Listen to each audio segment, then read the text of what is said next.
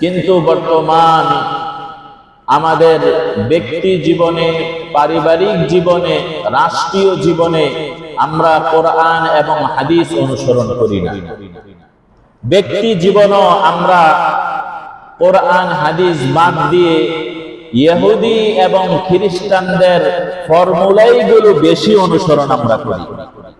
ব্যক্তি জীবনের দিকে দেখান, ব্যক্তি জীবনের মধ্যে আল্লাহ তাআলার পক্ষ থেকে যে আদেশগুলো, এগুলো আমার জিন্দেগিতে এখনো বাস্তবায়ন হয় নাই।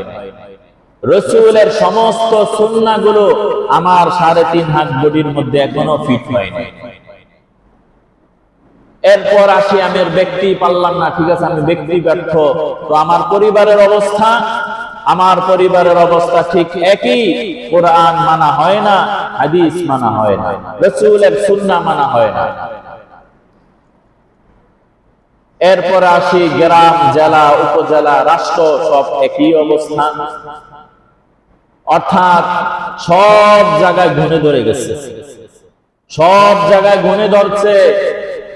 এই ঘুণ পোকা যদি বের করতে হয়, কোরআনের মলম লাগাইতে হবে, এর বিকল্প আর কিচ্ছু নাই। কোরআনের আইন বাস্তবায়ন করতে হবে, কোরআন অনুসরণ করতে হবে, রাসূলের জীবন আদর্শ ফলো করতে হবে। তাহলেই সুন্দর ব্যক্তি, সুন্দর পরিবার, সুন্দর রাষ্ট্র আমরা পাবো। আল্লাহ তাআলা আমাদেরকে কোরআন এবং হাদিস অনুসরণ করার তৌফিক দান করেন।